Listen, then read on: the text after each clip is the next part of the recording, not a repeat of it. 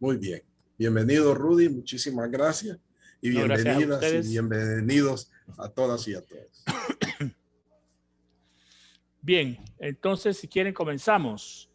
Gracias, Anselmo, por la oportunidad, ¿verdad?, que me das con esta participación. El sábado pasado estuvimos trabajando el tema de la hermenéutica bíblica en general, ¿verdad? Es decir, hemos hablado sobre la diferencia entre exégesis y hermenéutica. De hecho, trabajamos un texto bíblico que es el Magnificat. Con ese trabajamos y en base a ese texto y sacamos unas preguntas iniciales, ¿verdad? Unas preguntas que nos van a ayudar nos ayudaron un poco a explicar, ya sea de manera exegética o de manera hermenéutica, el texto. Entonces ahora vamos a continuar con algo más específico, que es la hermenéutica latinoamericana. Entonces, bienvenidos compañeros y compañeras, hermanos y hermanas, a su curso. Entonces ahora vamos siempre a utilizar como referencia el Magnificat como texto importante, ¿no? El sábado pasado lo leímos y hicimos 4 preguntas. A ver, pero me gustaría oír la participación de los compañeros, de los que están aquí presentes. Tenemos, digamos, 4 solamente están. Aparentemente habían 6, pero ya se salieron unos. ¿De qué fue lo que vimos la semana pasada? ¿Alguien se puede recordar de lo que vimos la semana pasada o todos son nuevos? Me recuerdo de Fabricio, me recuerdo de Melvin, me recuerdo de Emma y de Edith, creo que también estaba el sábado pasado. Entonces, ¿alguien se recuerda qué fue lo que vimos el sábado pasado o ya se les olvidó?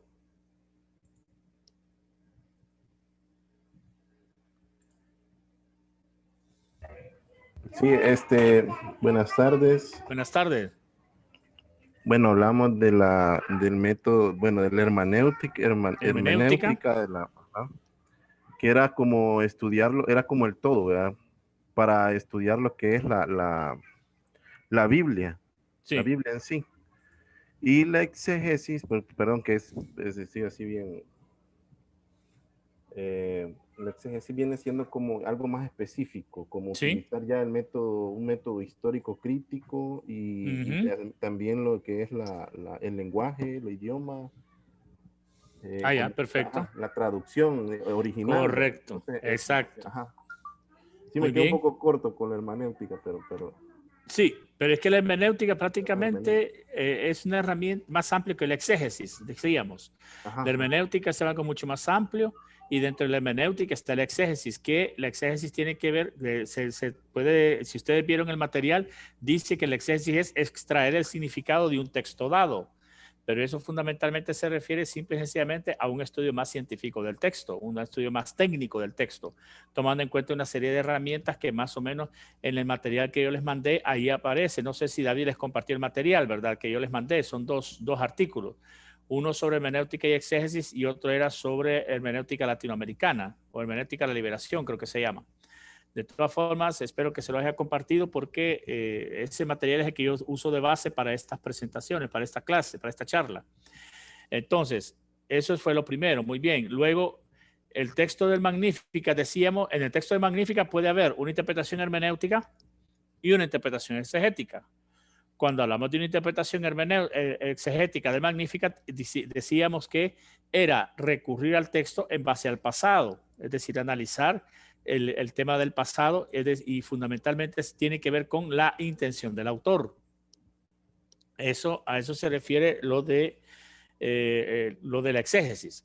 La hermenéutica trata la manera de hacer un análisis de los textos, pero en base al presente. Es decir, es tratar la manera de no dejar el texto, si quieren ustedes, atrapado, si podemos utilizar esa palabra, en el pasado, sino tratando de ver cuál es el presente de ese texto, cuál sería el análisis actual que se puede hacer del texto, aunque eso sería más que todo interpretación, más que explicación. Entonces, fundamentalmente la exégesis es explicación, la hermenéutica es interpretación, ¿verdad? Y cuando hablamos de explicación, significa por qué la explicación es esa, ¿no? Cuando ustedes les piden una explicación de algo, les preguntan, ¿y por qué el texto? ¿Y por qué tal cosa? Entonces, en el caso de los textos, en el caso del Magnificat, la pregunta es, ¿por qué el Magnificat está redactado de esa forma? ¿Por qué el Magnificat, digamos, y si el Magnificat, por ejemplo, no es un texto original de los evangelios, otro, ¿por qué María aparece muy poco en el Magnificat? ¿Por qué es una oración que está dentro de una narración, por ejemplo? Todo ese tipo de preguntas tiene que ver con la explicación. Entonces, claro, el exegeta lo que va a hacer es explicar. Ahora bien, ¿qué es lo que hace el hermeneuta? El hermeneuta se basa en la exégesis, cuidado, que se basa en la exégesis, es decir, el hermeneuta no se desliga del exégesis. El hermeneuta se basa en la exégesis, pero interpreta para la realidad de hoy. Entonces la pregunta que se hace es que cuando yo leo un texto bíblico, es ¿qué quiere decir eso para la realidad actual del país? ¿Qué quiere decir eso? Entonces ustedes, en un texto bíblico, usted tiene que saber distinguir entre en qué momento usted hace un análisis exegético y en qué momento usted hace un análisis hermenéutico. Claro, el problema del análisis exegético, el análisis exegético tiene un problema. Y es que para el análisis exegético usted necesita dominar varias cosas. Uno, algunas ciencias, como las ciencias sociales, la antropología social, la antropología cultural, incluso la psicología, ¿verdad? Y obviamente también, aparte de dominar eso, tiene que dominar los estilos literarios, por ejemplo, cuestiones de literatura, todo lo que tiene que ver con estilos literarios de escribir, porque también en la hermenéutica tiene que ver mucho con la forma en que está escrito el texto, en qué manera está escrito el texto, cómo está dividido, cuál es su estructura en el caso del texto, ¿no? Entonces la hermenéutica sí aborda todo ese tipo de cosas dentro del exégesis. Y entonces la hermenéutica, la pregunta que se hace es, bueno, ya que hemos leído el texto y hemos hecho su análisis en base al pasado, entonces la pregunta es, ahora, ¿qué nos quiere decir en la actualidad de ese texto? ¿Cuál es la actualidad de ese texto? ¿Qué nos dice actualmente? Entonces esa es la diferencia entre exégesis y hermenéutica, ¿verdad? Los dos son métodos. La única diferencia es que la hermenéutica ha sido mucho más extensa. Incluso la hermenéutica ha incursionado en la filosofía. La hermenéutica, de hecho, Rudy, sí. Permíteme, parece que como hicimos los grupos, hay una sala ya abierta y están vaya. las hermanas en la sala. ¿Cómo hago para revolverlas a la sala? Espérame. Ahí tiene que estar. Vamos a ver. Y hay varias en la sala. Vaya, dale, porque sí, es cierto. Espérame. Entonces, vamos a ver, creo que ahí ya están, ya regresaron aquí. Vaya. Sí, ya van regresando. Ya entraron. Quise la sala y automáticamente entraron y por eso no estaban aquí. Perdón, fue error mío, sí. Error del avance de las tecnologías, sí, de la comunicación. Sí, ya veo que aquí hay más. Muy bien, ahora sí estamos más, perdón. Vaya. Muy bien, entonces, compañeros, para los que acaban de entrar porque estaban en una sala distinta, le estaba dando un poco, a ver, ¿se recuerdan ustedes qué fue lo que vimos la semana pasada? ¿Se recuerdan qué fue lo que vimos? Pueden utilizar el micrófono o también el chat. Los que quieran utilizar el chat pueden utilizarlo también, pero también pueden usar el micrófono. Estaba hablando de la exégesis. Muy bien. ¿Y qué decíamos que era la exégesis? El estudio de la palabra. El estudio de la palabra, pero ¿qué tipo de estudio de la palabra es la exégesis? Vaya, aquí en el contenido que nos mandó dice, ¿sí? Guiar hacia afuera es un proceso que involucra una interpretación crítica y completa de un texto. Exacto, especialmente religioso. O sea, es como nosotros interpretamos el significado por ejemplo, de la lectura del Evangelio, de lo que usted nos puso a reflexionar del canto de María, ¿verdad? Entonces, ¿cómo nosotros lo íbamos a ver? Bye. Voy a querer que ahorita hagamos un breve ejercicio rapidito para hacer esa distinción. A ver, primero quiero que todos, no sé si todos tienen Biblia a la mano, si no, búsquenla y tengan a la mano la Biblia, por favor, su Biblia. Y volvamos a retomar el Magnificat. El Magnificat, ¿verdad? Como lectura. Lucas 1 del 46 al 56, esa era la lectura que teníamos de base. Lucas 1 del 46 al 56. Entonces, yo quisiera que hiciéramos un ejercicio para distinguir en qué momento estoy hablando de análisis exegético y en qué momento estoy hablando de análisis hermenéutico, para que así entre todos podamos discutir en qué momento estamos hablando de qué tipo de análisis. Yo les voy a hacer unas preguntas. Entonces, lo primero que les voy a pedir es que se lean el texto, ¿verdad? Por favor, pues voy a dar unos, si quieren, unos 5 minutos para que lean el texto. Léanlo bien. A ver, a la 1, a la cuenta de 3, a la 1, a las 2 y a la ya. Lean entonces el Magnificat, por favor. Léanse el Magnificat. Los que no tienen Biblia, pues ya saben que en internet pueden googlear el texto y lo pueden buscar, ¿verdad? En internet. ¿Eh? Lucas, bueno, los que no tienen la Biblia y si quieren buscarlo, es Lucas 1 del 46 al 56.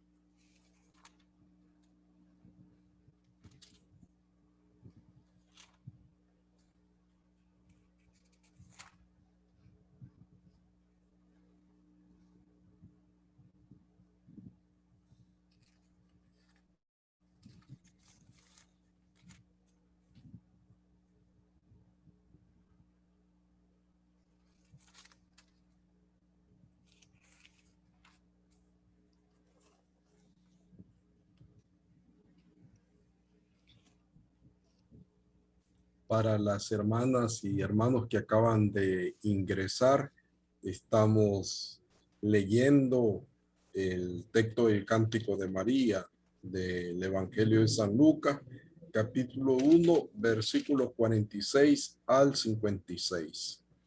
Muy bien, bienvenidos a los que recién ingresan, ¿verdad? Y si estuvieron en la clase pasada, ya saben que vamos a trabajar con el Magnificat, incluso en esta clase. Entonces, por eso me interesa que todos lean el texto del Magnificat.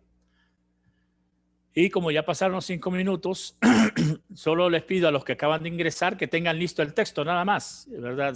Y si pueden tener chance de leerlo un ratito, léanlo, pero porque ahorita lo que me interesa es que, de acuerdo a lo que vimos el sábado pasado, me interesa que hagamos una distinción entre en qué momento hacemos un análisis exegético y en qué momento hacemos un análisis hermenéutico. Esa es la distinción que es necesario que hagamos para iniciar, para luego entrar ya a la hermenéutica específicamente latinoamericana. Y ahí es donde le voy a pedir a Anselmo que me ayude a hacer los grupos, porque con eso hay otras preguntas que quiero hacer, que no son relacionadas con la exégesis, sino con otros temas.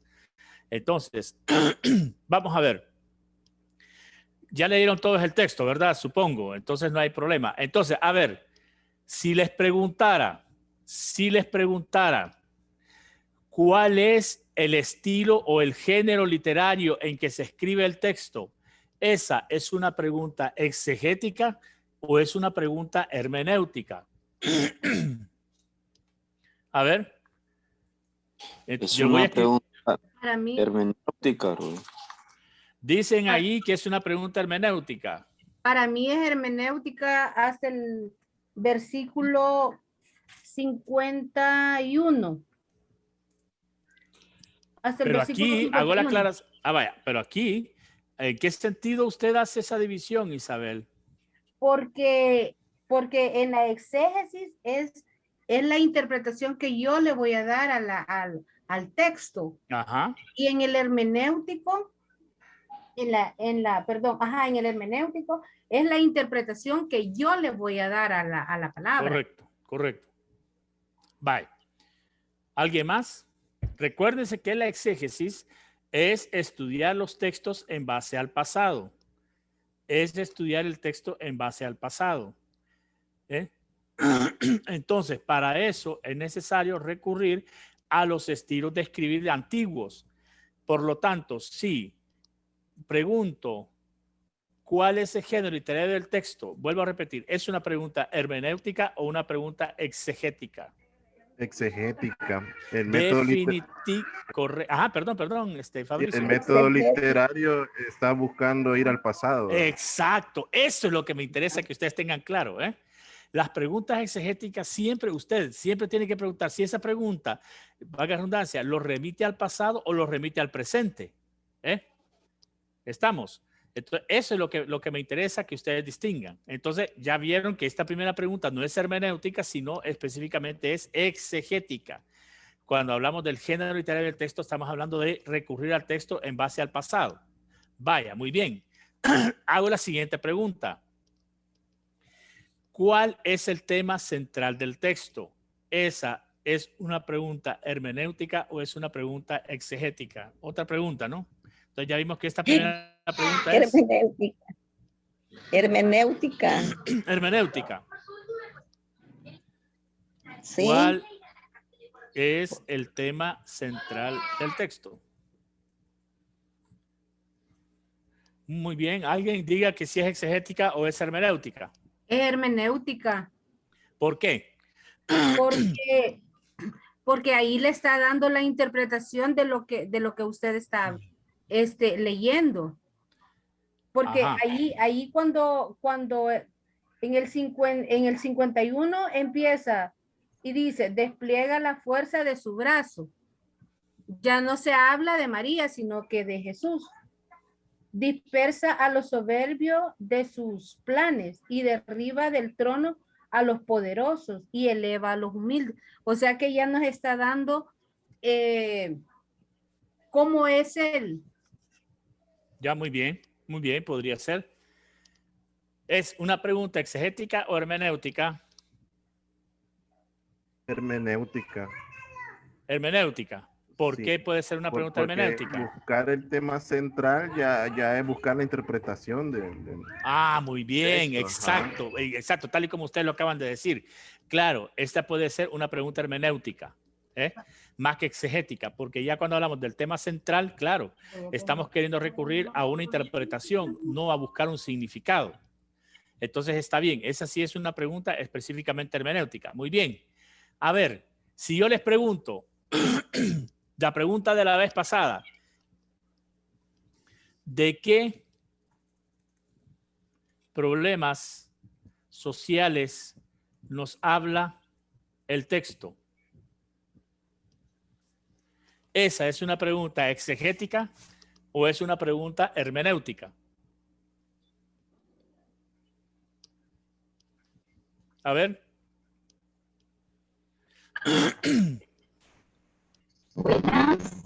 Buenas. Es exegética. Es exegética. Es exegética. ¿Sí? Ya. ¿Los demás qué dicen? ¿Por ahí dijeron exegética? Sí, yo dije exegética. Ah, vaya.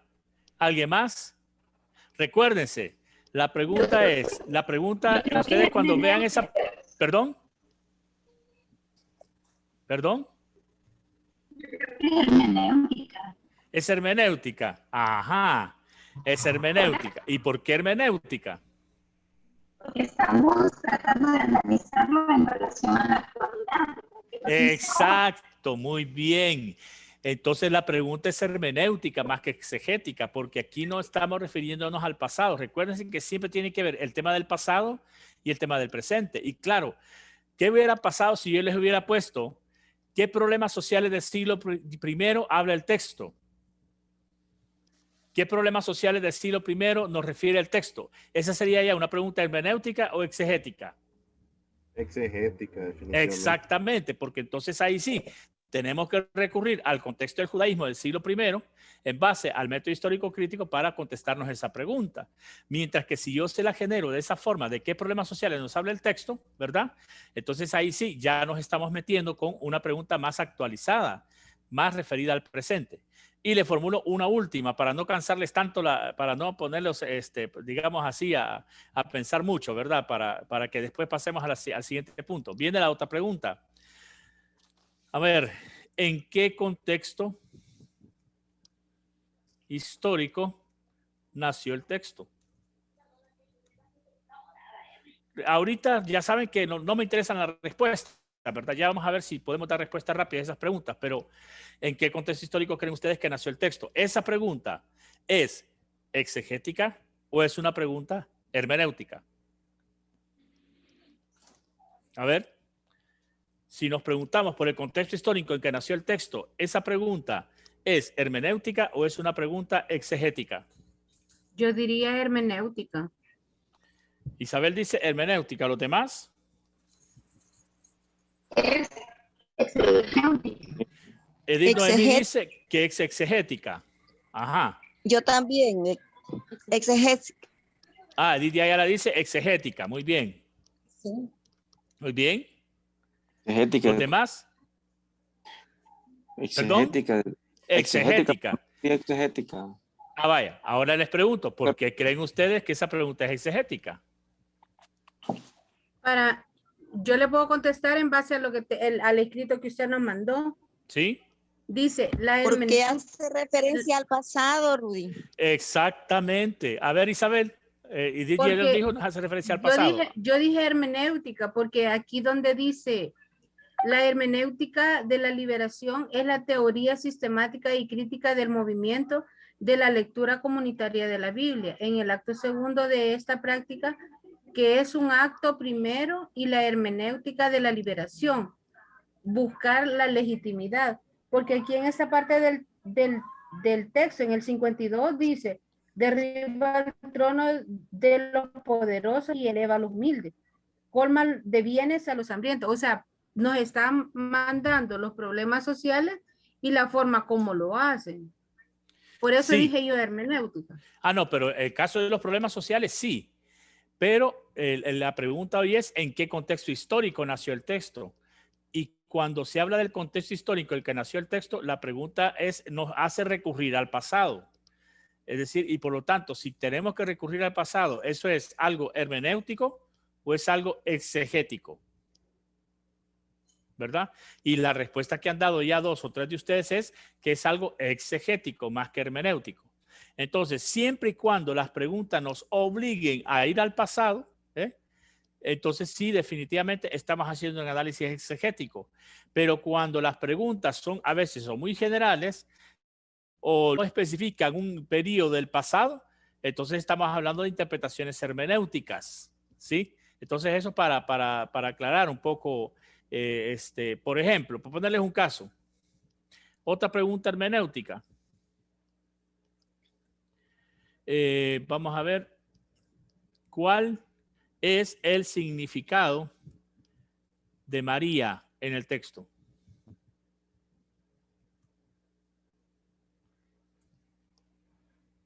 ¿Es una pregunta hermenéutica o es una pregunta exegética?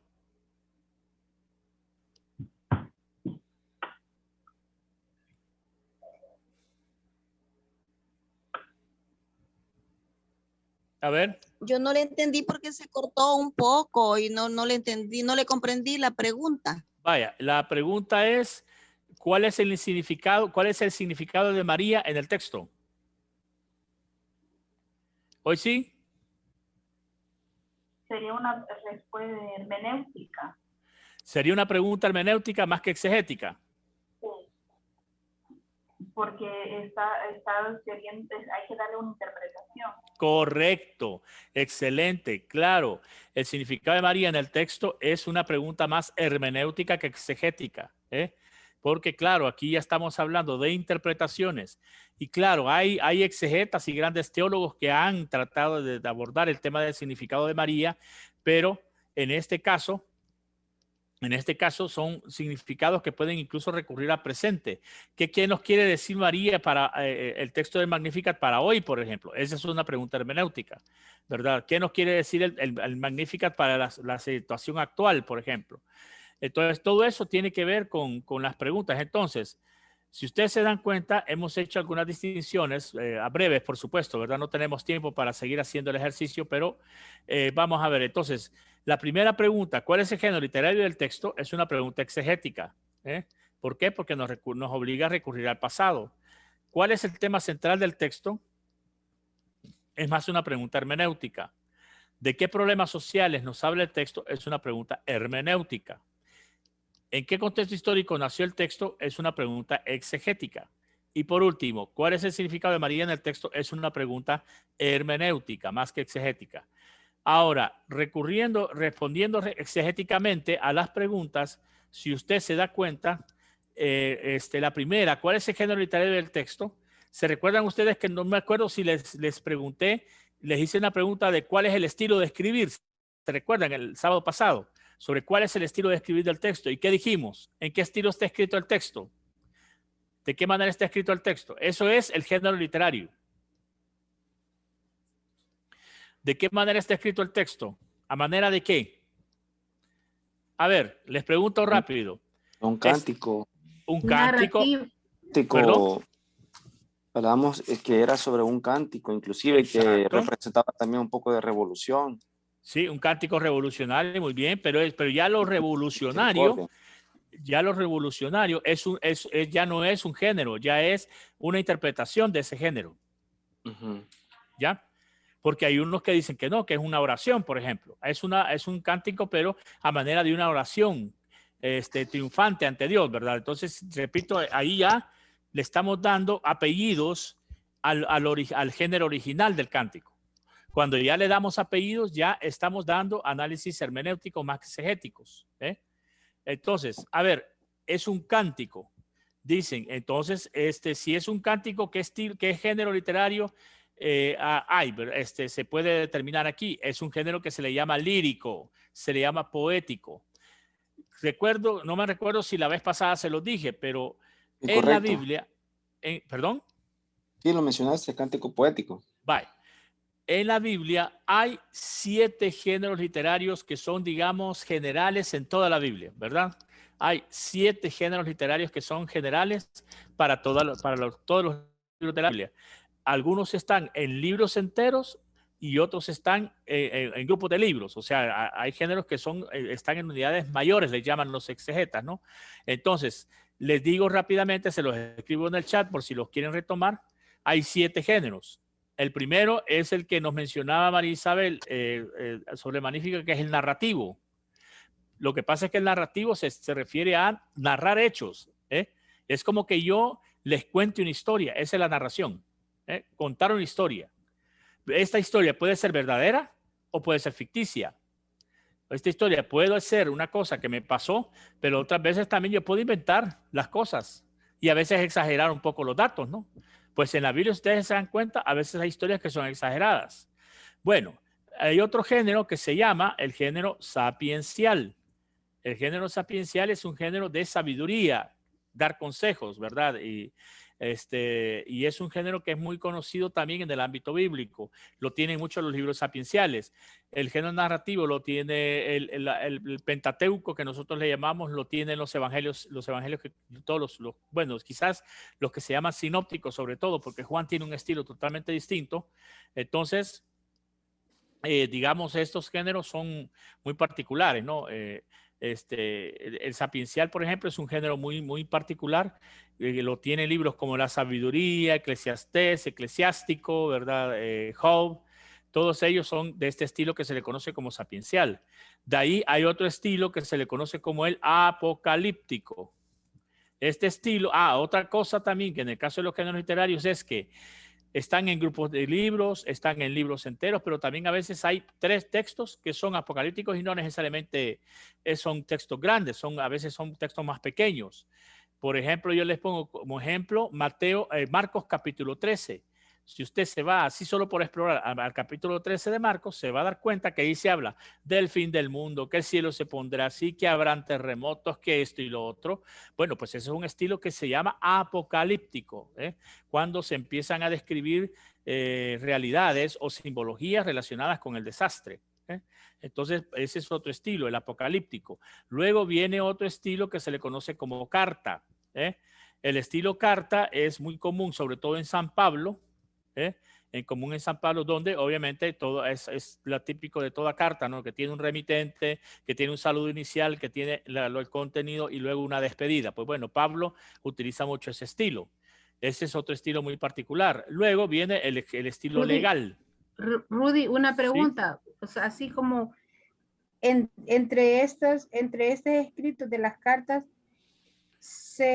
yo escuché decir, no recuerdo a quién, de que no todas las cartas eran de Pablo, sino que se le dieron directamente a él. Sí, exacto. Eso se llama pseudoepigráficos, escritos pseudoepigráficos, es decir, que se le atribuyeron a Pablo, pero que no fueron escritos por él, ¿verdad? Y eso sí sucede.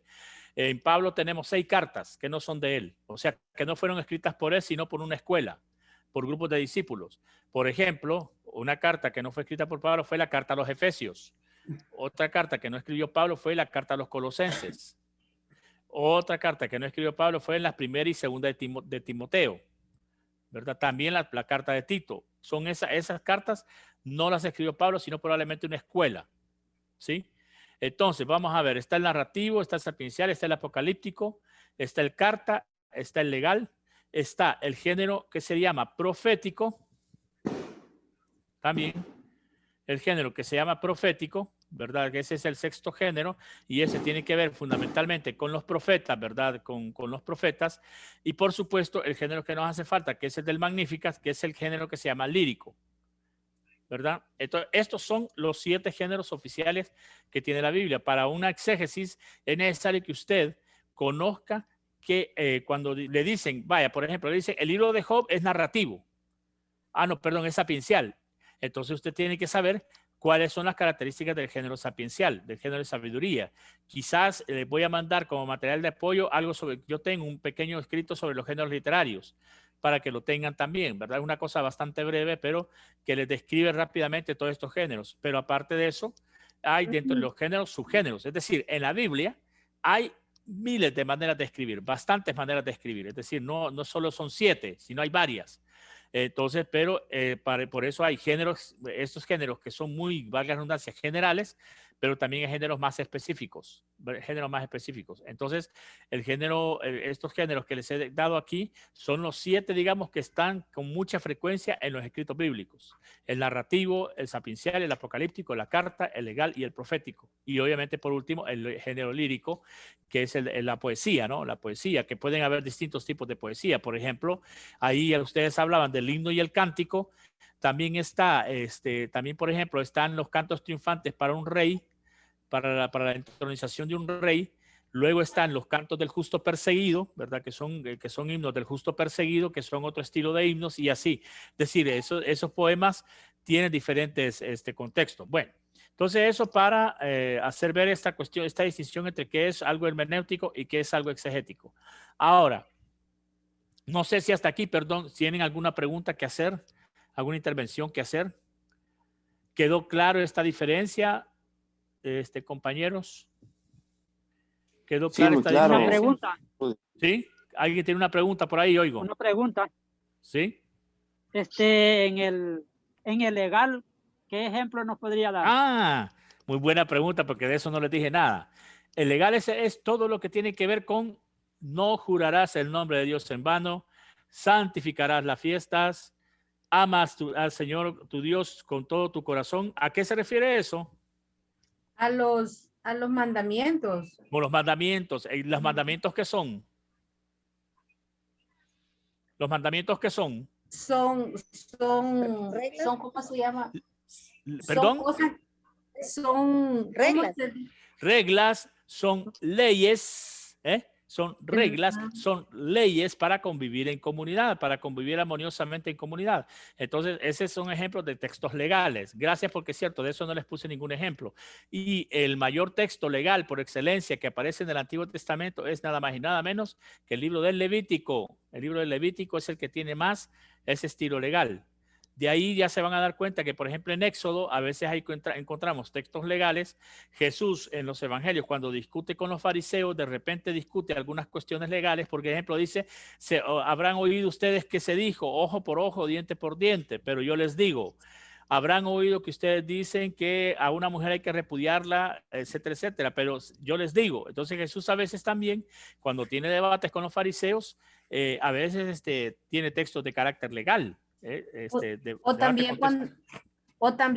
cuando le dice, o cuando dice, ¿qué dice la ley de Moisés? Exacto, ahí está, correcto. O sea que eso también nos hace notar que Jesús también conocía la ley de Moisés. Jesús, ya saben ustedes que como buen judío, tuvo que conocer todo este tema de las leyes. Entonces, no era ajeno a todo este contexto de las leyes. Entonces, no sé si aclaro la pregunta con quien me preguntó por el género legal, ¿no? Esos son los ejemplos.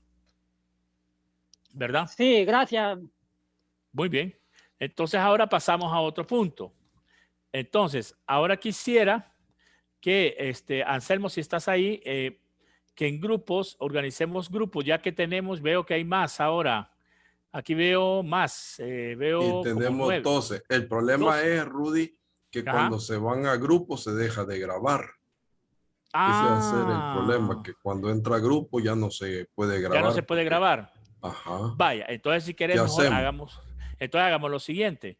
Voy a compartir la pantalla porque voy a presentar y entonces quizás lo que vamos a hacer, en lugar de hacer grupos, vamos a debatir las 4 preguntas aquí entre todos. Muy bien. Para que así se haga, para que así no tengamos el problema. Entonces dame chance. Voy a compartir la pantalla y vamos a entrar a un tema. Quisiera saber si ya la ven.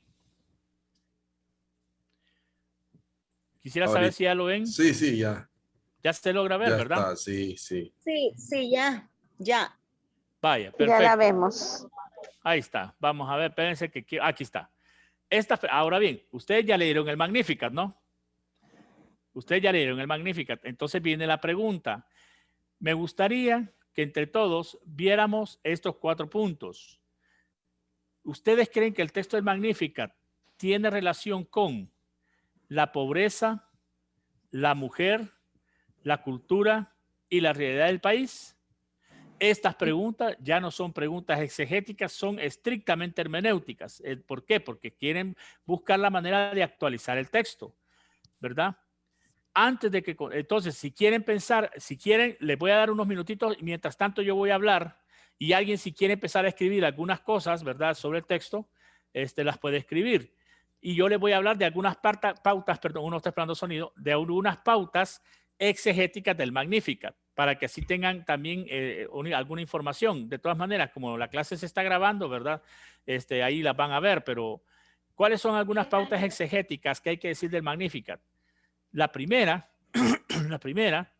es que el Magnificat es un cántico, ¿verdad? Un cántico que lo insertó Lucas en su evangelio.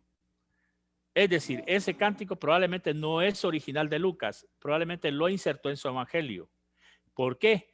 Porque probablemente la comunidad donde él estaba recitaban esa oración,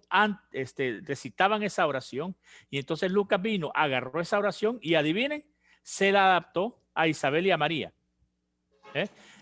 Entonces es un primer dato que yo quería dejarles claro exegéticamente, ¿verdad? Es una oración que probablemente no sea original de Lucas, sino que Lucas la agregó.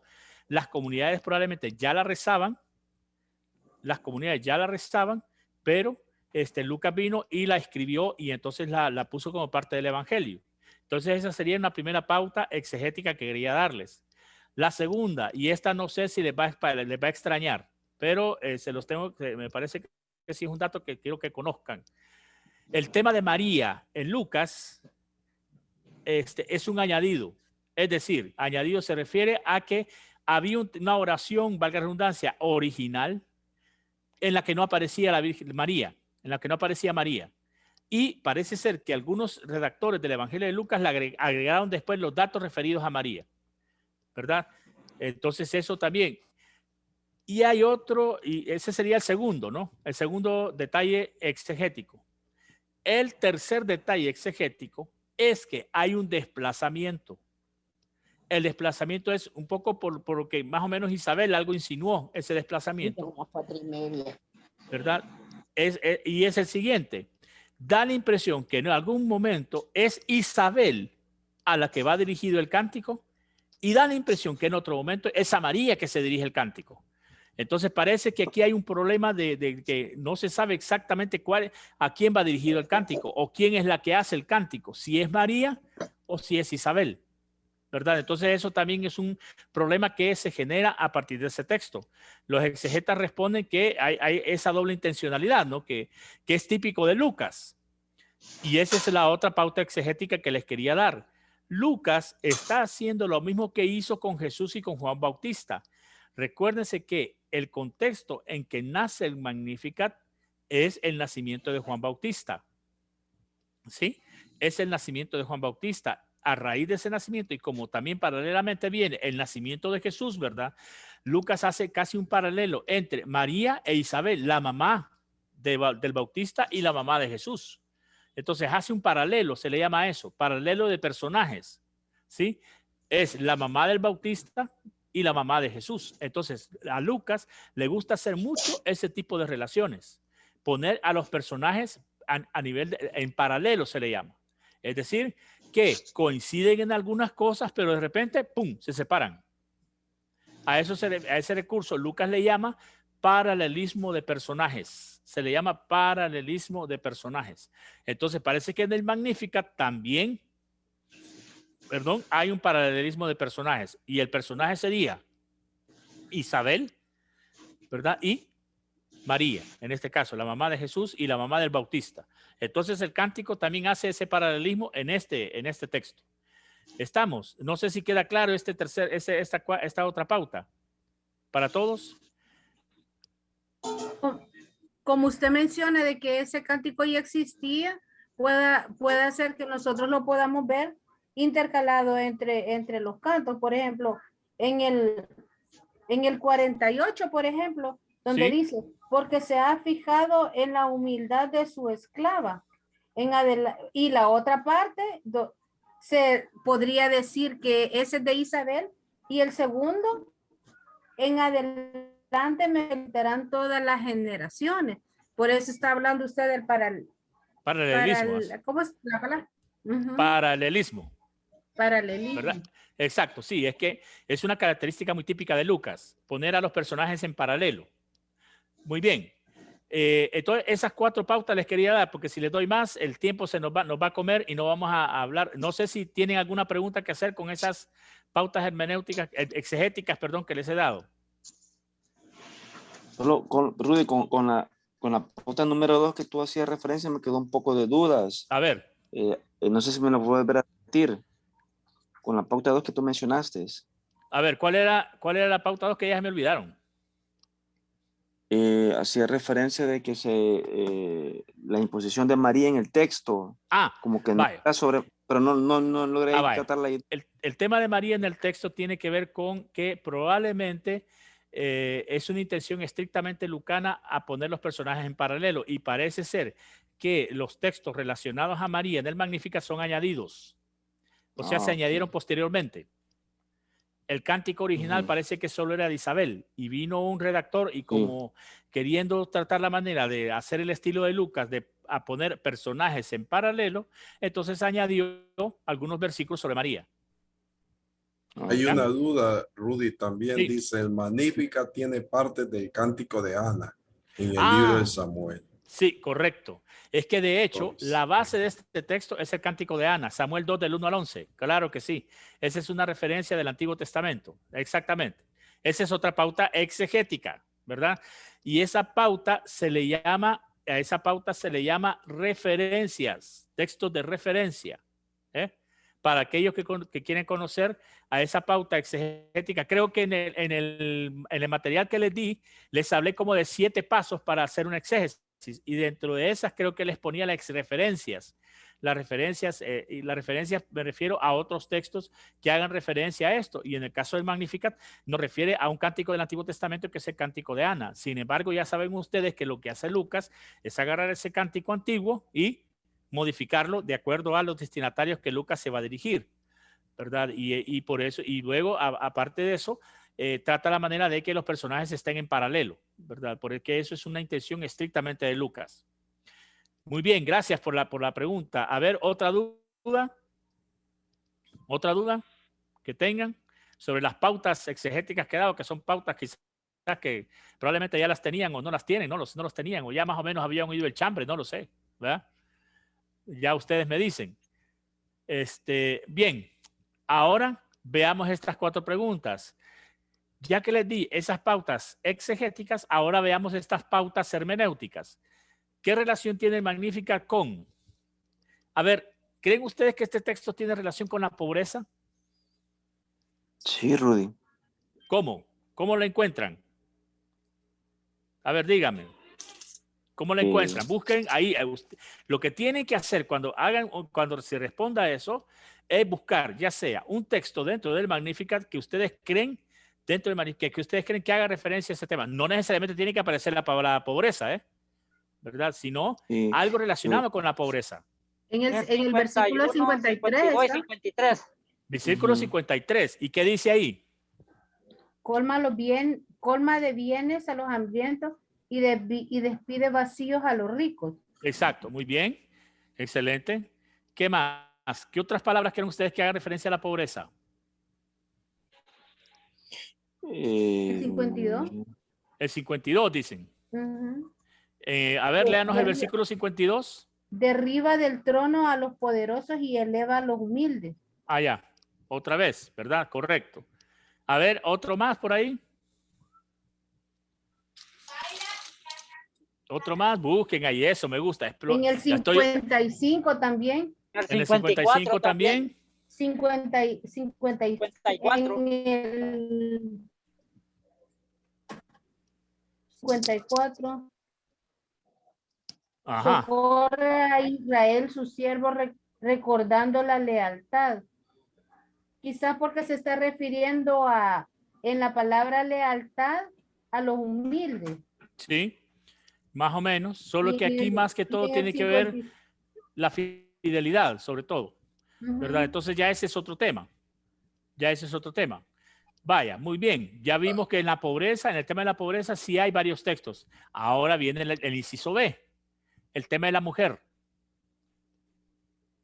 A ver, ¿qué relación tiene este Magnificat con el tema de la mujer? Ninguna. Sí, tiene relación. A ver, ¿cómo? O sea, en el sentido de el posicionamiento que se le da a la mujer en esa época, ya que era totalmente relegada en todos sus derechos. O sea, era invisibilizada, perdón. Ajá. Entonces con este cántico, con este cántico se da se da la toma de posición o empoderamiento de la mujer en ese momento, junto con este cántico. Muy bien, excelente, muy bien, excelente. A ver, ¿quién más quiere decir algo sobre el inciso B?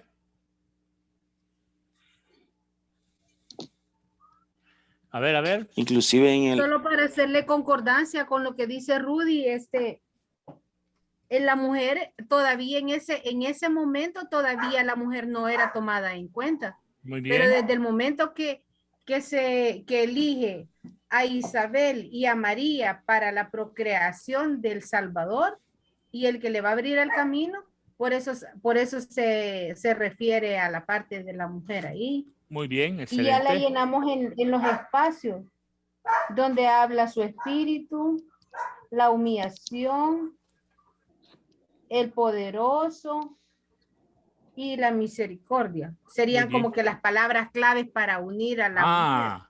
Ya usted mencionó una cuestión exegética, que este tema de las palabras clave, ¿verdad? Porque ya ahí recuérdense que en los pasos para un exégesis yo les ponía palabras clave, ¿no? Entonces, sí, esas son palabras clave que usted acaba de mencionar, Isabel. Muy bien. ¿Alguien más que quiera mencionar algo sobre el tema de la mujer? Entonces, fíjense, sí, lo que han hecho 46. ustedes. ¿Perdón?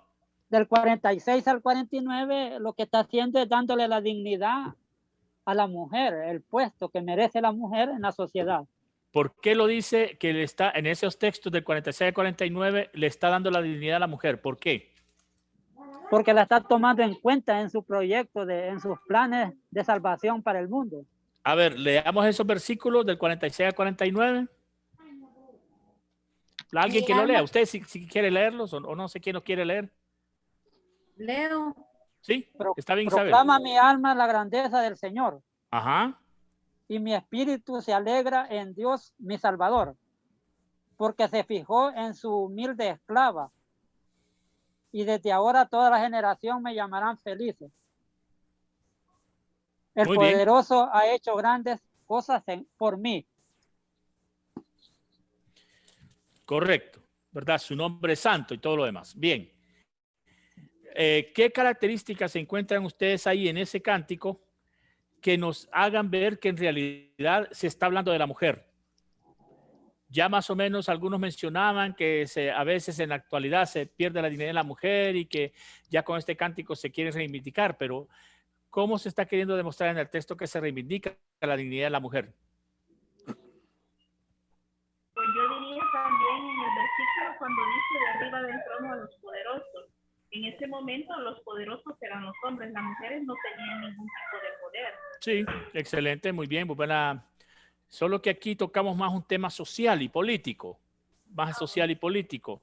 Y claro, el tema del poder y el sometimiento que los hombres hacen hacia las mujeres en general, eso es un tema también que es bastante fuerte.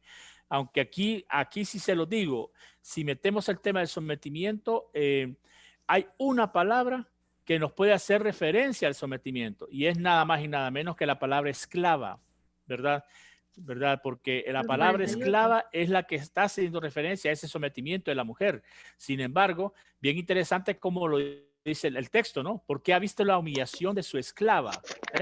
Y entonces eso ya a ustedes les da les puede dar la impresión de que aquí lo que se pretende es reivindicar a la mujer. Muy bien, veamos el punto C. ¿Creen ustedes que este texto tenga que ver con el tema de la cultura? ¿Qué rasgos de cultura podemos encontrar aquí? Claro, aquí podríamos también incluso recurrir a un análisis exegético, porque lo que tenemos que preguntarnos es cuál era la cultura judía de la época, cómo era la cultura judía de la época, ¿verdad? Y entonces eso ya, pero así en general, tomándolo en cuenta, relacionándolo con nuestra cultura. O sea, la pregunta es, ¿qué tiene que ver el cántico con la cultura nuestra, la cultura salvadoreña? ¿O no tiene nada que ver? Sí, hace referencia porque en el último versículo 55 hace referencia a los antepasados. Muy bien. También de Abraham y su descendencia. Y con referente a tu pregunta, igual, nosotros tenemos también una descendencia histórica, indígena. Muy bien, excelente, excelente, muy buena relación.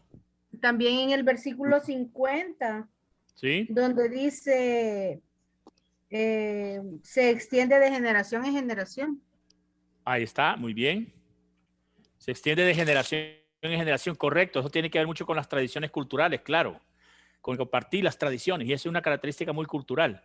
De hecho, en el judaísmo, por ejemplo, una característica muy importante era que los padres estaban obligados a transmitirles a los hijos las diferentes tradiciones de la Torá, o sea, la ley, ¿verdad? De la ley de la ley y los profetas y los otros escritos, de generación en generación. El papá tenía o estaba obligado a transmitir a los hijos esas tradiciones. Esa es una característica de la cultura judía de la época. Otra característica de la cultura judía de la época es que si usted quería aprender algo, tenía que aprendérselo de memoria. De memoria. Por eso es que Jesús se sabía de memoria los 150 salmos, ¿va? Exactamente. O sea, el tema de la memoria es importantísimo en el judaísmo. Todo lo tiene que aprender de memoria. Y por eso, otra cosa que también tiene una característica del idioma hebreo, y es que ellos, para decir las cosas, son muy precisos, porque ellos buscan que las cosas se le queden a la gente fácilmente. ¿Verdad? Nosotros no somos así. Nosotros queremos explicaciones para todo y queremos rodear mucho, y a veces de repente cuando queremos recordar algo decimos, miren, ¿y cómo le explicaste a alguien o a X o Y persona? ¿Y qué hacemos? Pues resumir, porque no nos acordamos qué fue lo que dijimos. Mientras que en el judaísmo son capaces de decir, mira, yo le expliqué esto, esto y esto, punto. ¿Por qué? Porque el judaísmo está más dado a las explicaciones breves, porque sirve más para la memoria, sirve más para memorizar. ¿Queda claro? Entonces esa es una característica muy típica del judaísmo. A ver, muy bien. El tema de la cultura, entonces, ya lo vimos. Ahora, y el último punto, la realidad del país. ¿Qué relación tiene el texto con la realidad del país? Tomando en cuenta la realidad del país, nuestra realidad, la realidad de Salvador, la actual. ¿Qué relación tiene el texto con la realidad actual del país? Ahí desde el 51 al 55 habla bastante. Por ejemplo, despliega la fuerza de su brazo. O sea, quiere decir que toda la gente maltrataba al pobre. Muy bien. O sea, especialmente los poderosos. Sí. Para que hable después de los soberbios. O sea, que había mucha gente que igual con la fuerza eran dominantes, y no sé si por eso es que las películas, cuando uno las ve que hay demasiado, ¿cómo se dice? Humillación hacia los pobres. Muy en bien. Las películas que pasan sobre Jesús, sí, o cualquier otra que uno ve. Sí, claro. Y derriba del trono a los poderosos y eleva a los humildes. Colma de bienes a los hambrientos y los despide vacíos a los ricos. Socorre Israel a sus siervos, que son los pobres, ¿verdad? Sí. Recordando su lealtad.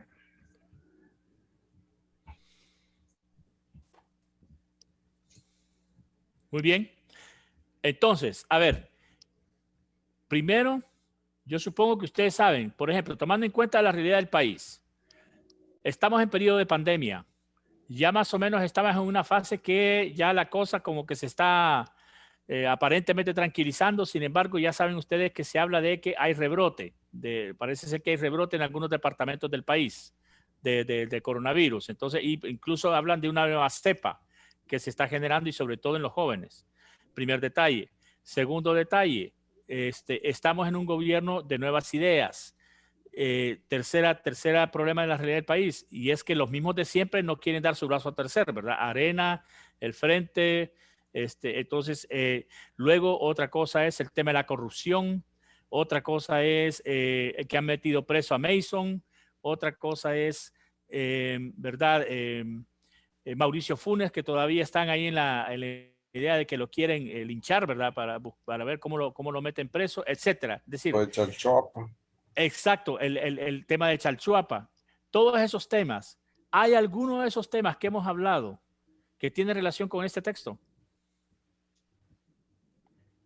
¿Se dan cuenta? Solo en un ratito hemos hablado de varias cosas de la realidad del país. Entonces, ¿cuáles de esos temas? Gracias, hacemos que el tema de Chalchuapa es otro tema que ha sido bastante también controversial y bastante debatido actualmente.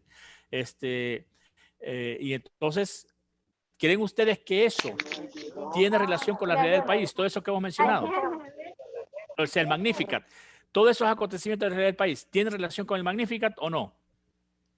Sí, sí, lo tienen. Sí, ¿Cómo? sí lo tienen. Ahora bien, una cosa que sí quiero aclararles. No todas las cosas que les he dicho tienen relación con el Magnificat. Porque si queremos buscar relación en todas, lo que estamos haciendo es un detalle que se usa mucho en la exégesis y la hermenéutica, que es forzar el texto a decir lo que no dijo. No podemos forzar el texto a decir lo que no dijo. Entonces es importante que usted tenga en cuenta que tiene que haber de esos problemas, tiene que haber uno o dos, no los 6 o 7 que mencionamos, ¿verdad? Entonces, si usted ve, entonces vuelvo a mencionar algunos: la pandemia, Nayib Bukele, los mismos de siempre, la corrupción, Mason, Mauricio Funes y Chalchuapa.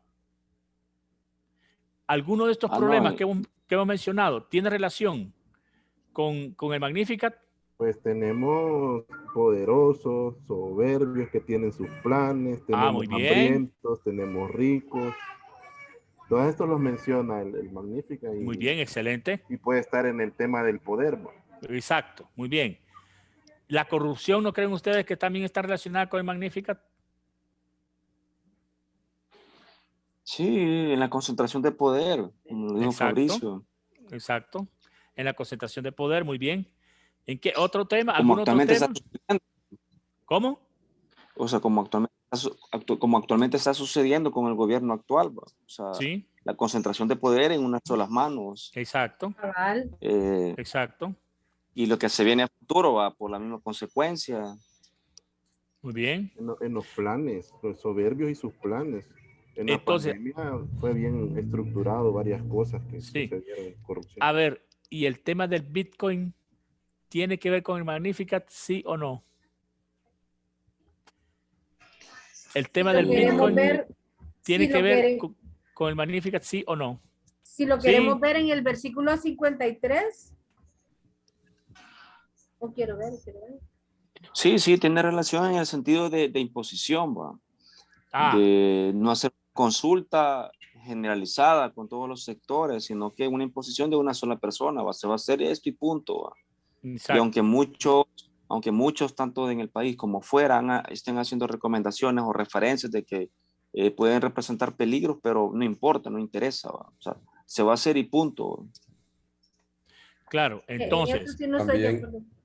También recordar. Perdón, Anselmo, sí. También recordar que el pueblo en ese momento estaba dominado por el Imperio Romano, ¿verdad? Exacto. Entonces es otra realidad importante que hay que tenerla en cuenta. Exacto, muy bien. Isabel iba a decir algo. ¿Perdón? Tenías que pagar, en esa época tenías que pagar el impuesto como era el lugar. Exactamente. No tuvieras nada que comer, pero tenías que pagar por ley. Sí, así es. Ahora bien, lo que acaban de mencionar, por ejemplo, algunos de ustedes, está en el texto, se expresa de alguna forma en el texto, porque esa es otra cosa que también tenemos que ver. Es decir, del texto tenemos que sacar estas hermenéuticas. Si de repente no hay nada que hacer, por ejemplo, claro, obviamente no vamos a encontrar en el texto que diga porque el Señor vio el Bitcoin con buenos ojos, ¿verdad? No vamos a encontrar algo así, ¿verdad? Pero, es decir, algo que nos insinúe el tema, por ejemplo, ya sea de todo lo que he mencionado, no necesariamente el Bitcoin. Entonces, claro, uno ya dijeron, ¿verdad? El tema de los poderosos. Los poderosos siguen habiendo hoy. Y eso me parece que sí es un tema que es clave para la realidad actual. 2, que se sigue humillando a la gente pobre, ¿verdad? Y ese es un tema que todavía hoy se mantiene, ¿verdad? Entonces, ¿sabe qué, Rudy? A mí no me parece, y no sé los demás qué opinan, pero eso de que abra su cuenta en el Bitcoin, te voy a dar $30, pero esos $30, ¿qué? O sea, al final yo lo voy a terminar pagando el doble o el triple de lo que te están dando. Ahí entonces, está. Si yo tengo dinero ahorita para sobrevivir, ¿para qué voy a necesitar un Bitcoin si yo no lo necesito? Exacto. Pero como nos están queriendo vender historia de una riqueza que no la tenemos en nuestro país, todavía sigue habiendo pobreza en el país y Correcto. con esto se va a recrudecer un poco más. Entonces yo no entiendo esa parte, pero no sé si yo en lo personal, yo, María Isabel, no lo voy a hacer. Ya, muy bien.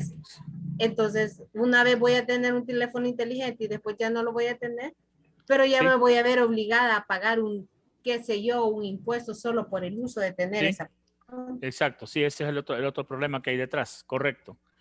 Entonces, vamos a ver, entonces ya logramos, imagínense, solo en esto nos hemos ido prácticamente toda la clase, ¿no? Toda la charlita. Entonces, yo lo que quería es que eso sirviera de base para la hermenéutica latinoamericana. ¿En qué sentido? Lo que acabamos de hacer es lo siguiente, y con eso voy a terminar porque ya el tiempo que tenemos es poco. Aquí, si se dan cuenta, no me voy a meter porque son varias diapositivas, pero ustedes lo tienen en el texto que les mandé. Entonces, pero si gustan, les puedo enviar la diapositiva. Las diapositivas, no hay problema. La presentación, ¿verdad? No hay problema. Quizás algunas cosas que quiero decir de la hermenéutica. Primera, el pueblo creyente es el lector de la Biblia. Segunda, la palabra de Dios sigue siendo la máxima autoridad. Una pregunta que es un aspecto importante en esta lectura es que la lectura debe ser ecuménica, no solo católica. Es decir, debe involucrar también a otras creencias religiosas. Segundo, es que otro detalle de la hermenéutica latinoamericana es que necesitamos de herramientas pedagógicas. Específicamente, ya verán ustedes que se habla mucho de educación popular. Es importante para la lectura hermenéutica latinoamericana la educación popular. Pero eso sí, cuidado. No podemos dejar de lado la lectura espiritual teológica. No podemos dejar de lado esa lectura espiritual teológica de los textos, ¿verdad? Porque entonces hacemos de la lectura de la Biblia algo estrictamente histórico y olvidándonos del aspecto de fe. También la lectura hermenéutica latinoamericana puede ser llamada lectura popular de la Biblia o hermenéutica de la liberación, le llaman algunos también. Y esta hermenéutica busca hacer una lectura lo más profunda posible y no superficial. Lectura populista y superficial, ¿verdad? De la Biblia. Hay muchas lecturas populistas y superficiales. Luego, lo que pretende esta hermenéutica latinoamericana es cuestionar una pedagogía autoritaria e individualista. Y aquí viene lo que me interesa. Lo que hemos hecho con ustedes es precisamente buscar que la lectura sea más participativa y liberadora. ¿Qué hubiera pasado si yo, en lugar de que esas 4 preguntas, esos 4 puntos que les acabo de poner, solo los hubiera contestado yo? ¿Qué hubiera pasado si solo esos 4 puntos que yo les he planteado los hubiera contestado yo? No aprendemos. Exacto, porque entonces nos basamos en una lectura autoritaria y pedagógica de la Biblia, pedagógica sí, pero autoritaria, es decir, en el sentido que solamente lo que yo digo es lo que vale. Entonces, mientras que ustedes no tienen que estar involucrados. En una hermenéutica comunitaria, si es necesario, es sumamente importante la participación de todos para comentar los textos. Tampoco llevamos la palabra a la práctica. Exactamente, cómo llevar la palabra a la práctica. Y segundo, cómo involucrar a los otros. O sea, no solo que la lectura no solo sea mía, sino que también el otro se involucre en mi lectura. Eso es lo importante de la participación comunitaria. Luego, ahí tienen el tema de la educación concientizadora y sobre todo la pedagogía de Paulo Freire es la que influye mucho en esta hermenéutica latinoamericana. Paulo Freire, para los que no lo conozcan, es un pedagogo brasileño que hizo mucho énfasis en esta cuestión de la educación concientizadora. ¿Verdad? Y definitivamente influyó no solo en las hermenéuticas de la liberación, sino en muchas pedagogías también de los 70 y los 80 que buscaban hacer una conciencia fuerte en las comunidades. Luego, un tema importante aquí, aunque yo no sé cómo están, Anselmo, ahora las parroquias, pero el tema de las comunidades eclesiales de base son el escenario fundamental para hacer esa lectura comunitaria. No sé cómo están las parroquias hoy, si se mantiene todavía esa estructura de comunidades de base o ya desapareció, ¿verdad? Pero en todo caso, si no hubiesen Si no hubiesen comunidades de base, todos estos grupos que actualmente existen en las parroquias son escenarios fundamentales para hacer esta lectura comunitaria, ¿no? ¿Verdad? Eso es importante. Sí, creo que en eso tenés mucha razón. Sí. Creo que ha habido una involución, es decir, vamos hacia atrás en la iglesia, en el hecho de que ahora vemos muchos movimientos, ¿verdad? Conservadores, sí, estructurados hacia lo interno, como solo ellos, y nada de participación popular, nada de todo lo que acontece en el país, polarizados inclusive políticamente, ¿verdad? Y religiosamente, o sea, la dimensión, por ejemplo, ecuménica no la vemos, es decir, sí, nos cuesta aceptar al otro que piense diferente o que tenga una fe diferente inclusive, ¿verdad? Aunque en el cristianismo decimos que todos creemos en Jesucristo, pero la práctica y la vivencia es otra. Entonces las comunidades eclesiales de base se han ido relegando y lamentablemente se critica desde la visión de la teología de la liberación. Y entonces como el miedo, como el que, uy, estos son, ¿verdad? Revoltosos, o estas hermanitas no caben en esto, ¿verdad? Entonces es triste ver eso y se da en el seno de la iglesia. Sí, lamentablemente en los senos de muchas parroquias ya como que el tema de las comunidades de base siempre suena a teologías de izquierda o teologías revolucionarias, ¿no? Entonces, ¿qué hay que hacer ahora frente a esto? Uno, tomar en cuenta eso, ¿verdad? Que les decía de los nuevos movimientos, pero también parece ser que hoy van a jugar un papel importante algunos movimientos sociales que les llaman emergentes. Movimientos que promueven mucho el tema de la cultura, por ejemplo, el tema del género, el tema de la mujer, por ejemplo, que está bastante fuerte hoy, y el tema de la ecología, la naturaleza, ¿no? Entonces, parece ser que hoy, hacia donde está dirigida la teología y la pedagogía latinoamericana, tiene que estar involucrado en estos tres aspectos: la cultura, la mujer y el tema de la ecología. Y aquí yo me metería también los movimientos indígenas, sobre todo el tema de los movimientos indígenas, aunque obviamente El Salvador no es un país que se ha caracterizado por el tema de los indígenas, pero Guatemala, Honduras, Nicaragua, ¿verdad? Hay países que todavía hoy sí mantienen esta reivindicación de los derechos indígenas, ¿no? El Salvador sí tiene grupos indígenas, pero son pocos. Sí, aquí le llaman, perdona, aquí le llaman pueblos originarios, ¿verdad? Pueblos originarios, claro. Porque cambia esa dinámica que lamentablemente también fue excluida desde el tiempo de la colonia. Entonces hablamos de pueblos originarios. Muy bien. Pero muy bien. Perdón. ¿Dónde básicamente están, Fray Anselmo? Porque yo casi no he escuchado, pues, aparte de lo que sacan alguna vez en las noticias, pero nunca me he fijado en qué áreas se radican. Sí, es que no son un grupo que se visibiliza como tal, ¿verdad? Sino pequeños grupos de personas, no son un gran grupo, por ejemplo. No son grupos mayoritarios, son grupos minoritarios, sí. Minoritarios, es correcto, y cuesta muchas veces identificar, pero sí los hay. Por ejemplo, lo de la caminata ecológica que hicimos, siempre van ellos, ¿verdad? Entonces ahí están, y ahí se reflejan estos tres aspectos que tú señalas muy bien, y que es claro para la hermenéutica bíblica, ¿verdad? Porque por ahí Dios nos va conduciendo, por ahí Dios nos va llevando, ¿verdad? Y eso es importante tenerlo en cuenta. Muy bien. Entonces, para ir finalizando, solo quiero mencionar algunas cosas como conclusivas, porque ya casi son las 5, ¿no? Y no quiero pasarme más del tiempo por si hay otras labores que tienen que hacer, ¿no? En América Latina, por ejemplo, hemos encontrado en la realidad paradigmas distorsionantes. Hemos encontrado paradigmas autoritarios, patriarcales, racistas, fundamentalistas e historicistas de interpretación que manipulan la Biblia. Ustedes saben que los gobiernos de dictadores, por ejemplo, a veces utilizaban los textos bíblicos para justificar su poder. A veces los movimientos patriarcales también, ¿verdad? Usaban mucho estos textos. El racismo, o sea, a veces se usa la Biblia también para justificar ciertos comportamientos racistas. También hay textos hay culturas que son muy fundamentalistas. Cuando hablamos de fundamentalistas, son aquellas personas que creen que todo lo que está escrito en la Biblia, como es palabra de Dios, tiene que ser creído así como está, sin análisis ni nada. Esos son los fundamentalistas. No hay necesidad de análisis históricos, no hay necesidad de análisis exegéticos, sino simplemente creer en la palabra tal y como está escrita. Eso es lo fundamentalista, ¿verdad? El historicista definitivamente creer que la Biblia es un libro más de historias que un libro de fe. Entonces también esa es otra visión distorsionada de la Biblia. Todas estas son interpretaciones que hay. Entonces, para terminar, la hermenéutica latinoamericana va a responder a este contexto que se llama la globalización y va a responder definitivamente reconstruyendo la sociedad civil desde enfrente a este paradigma que llamamos globalización, ¿verdad? Por ejemplo, ¿cómo? La gran pregunta es, ¿cómo desde América Latina respondemos, por ejemplo, al problema del Bitcoin?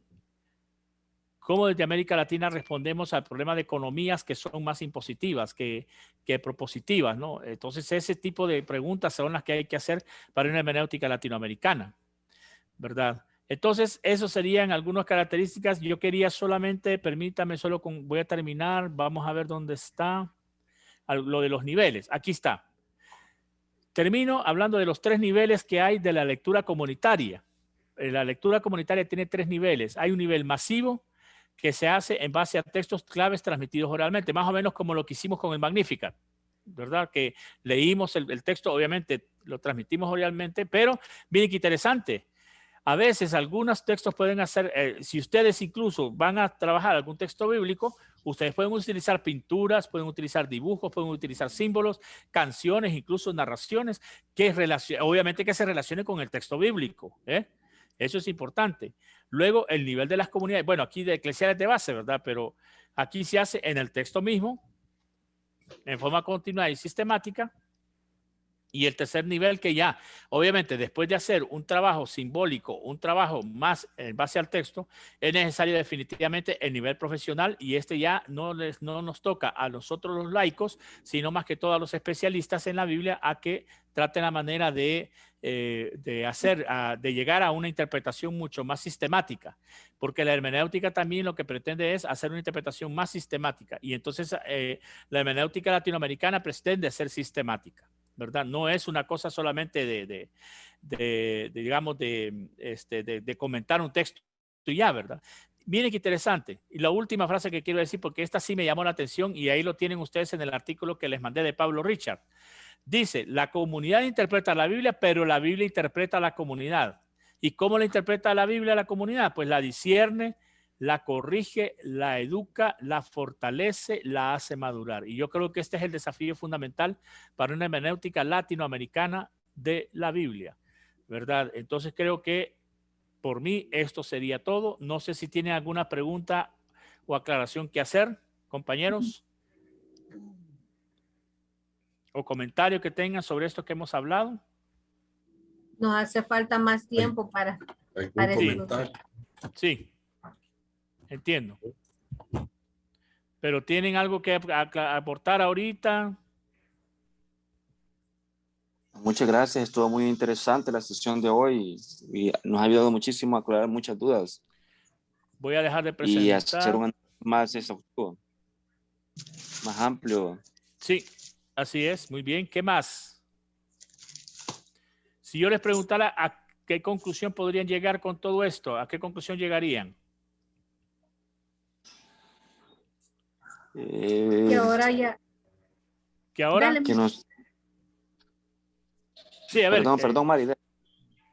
Que ahora ya cuando leamos un texto bíblico ya vamos a poder interpretar y centralizar los textos que leamos en 2 formas. Cómo cómo le veo su espacio de tiempo en el momento y cómo se interpreta. Muy bien, excelente. Sí, ¿quién más? Fortalece la interpretación de la lectura.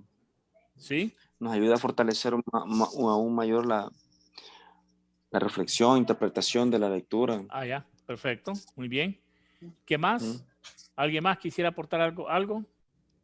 La importancia de buscar los orígenes de la lectura, la cuestión histórica, todo lo científico que tiene para poder dar una interpretación más clara.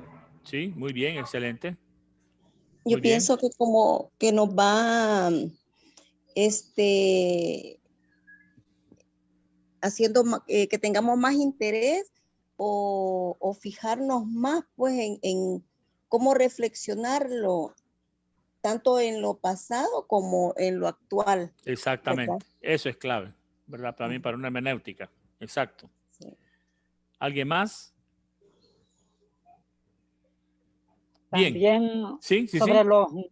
también sobre los políticos, cuando ellos mencionan la Biblia, sacan reflexiones de la Biblia, ya no los pueden dar tanta carreta que se diga. ¿va? Exactamente, muy bien. Excelente. También eso, hay que saber leer bien cuando los políticos utilizan la Biblia como recurso para su poder, para legitimar su poder, ¿verdad? Muy bien, excelente. Mandado que ¿Qué pasó, hermana Mirna? Se desactivó el micrófono. Active el micrófono. Active el micrófono. A ver, Buenas Doris. tardes. Buenas tardes, Hola, Doris. hola Rudy. Hola, mucho gusto. Primero, disculparme que estoy en un entierro, ¿verdad? Pero bueno. sí me conecté por lo de la clase. Y sí, aunque sea así como a media, ¿verdad? Estaba Sí. escuchando y ha sido grande el aprendizaje que hemos tenido. Estaba recordando como los hermanos de otras denominaciones se dice que toman un texto y de él hacen un pretexto, ¿verdad? Ajá, Entonces correcto. nosotros ya tomamos un texto y hacemos la hermenéutica, sabemos qué hay, cómo era la cultura y todo lo que estaba sucediendo en ese momento para hacer una buena interpretación. Y sí, me gustó esa parte cómo se discutió lo del Magnificat. Muy bien. Sí, hemos aprendido bastante, gracias, porque a veces también se nos acercan y nos consultan algunas cosas, entonces nosotros ya tenemos buenos fundamentos para poder aportar a nuestras comunidades. Y mucho muy gusto, bien. Rudy. Para mí también ha sido un gusto. Muy bien. Bueno, ¿alguien más? ¿Quién más? Si no, Anselmo, creo que ya podemos. Bueno, agradecerte, Rudy, por tu disponibilidad. Para servirte. Por estar aquí siempre con la escuela Fray Cosme Pesoto. Recordamos eso de los mártires también, que son parte de todo este caminar que nos ha legado la palabra, ¿verdad? Porque ellos vivieron a radicalidad la palabra. Y creo que esa hermenéutica martirial también nos enseña mucho, sí. ¿verdad? Es bien importante, y recordar pues nuestros mártires también nos ayuda a vivir una fe comprometida. Gracias, mis hermanas, mis hermanos, por estar aquí, ¿verdad? Vamos a finalizar este día poniéndonos en las manos de María, ¿verdad? Diciendo, alégrate María, llena eres de gracia, el Señor es contigo, bendita tú eres entre todas las mujeres y bendito es el fruto de tu vientre, Jesús. Santa María, Madre de Dios, ruega por nosotros pecadores, ahora y en la hora de nuestra muerte. Amén. Gloria al Padre, al Hijo y al Espíritu Santo, como era en el principio, ahora y siempre, por los siglos de los siglos. Amén. Bien, muchísimas gracias, paz y bien para todas y todos. Bueno.